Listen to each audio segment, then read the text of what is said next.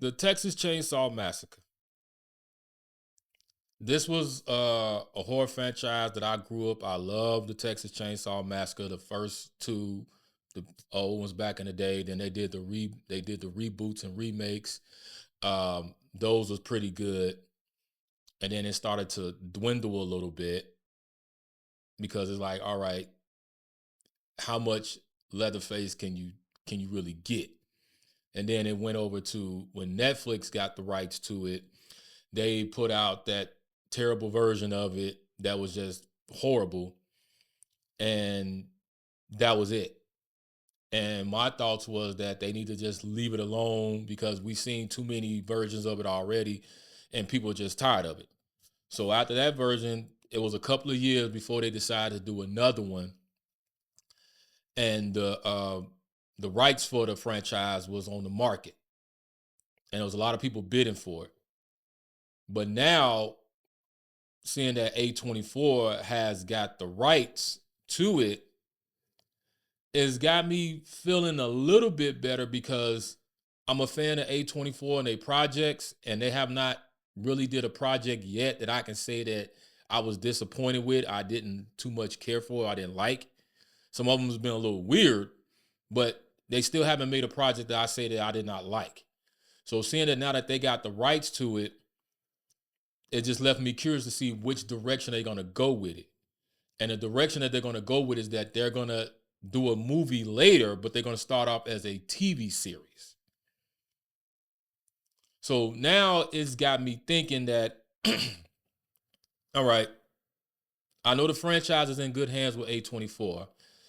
And I like the fact that they're going to a different direction far as a series instead of a movie.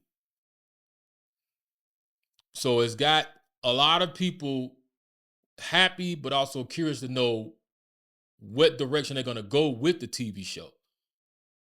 You know, how they're going to put this together, where they're going to pick off at, what they're going to do with this. Because remember, when the last, before Netflix got it, they did put out a Texas Chainsaw prequel.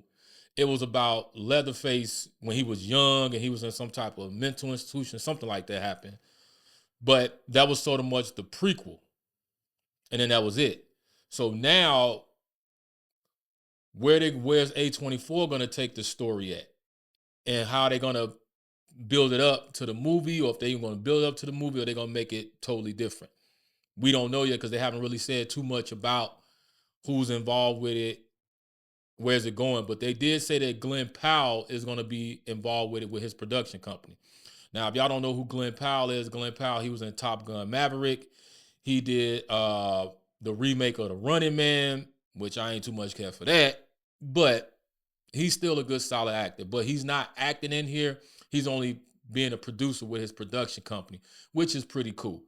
So they're putting the elements and things together, but I have faith that A24 is going to do right by the franchise. They're going to do right by this because we all know that when it comes to horror, strange horror, that's their specialty.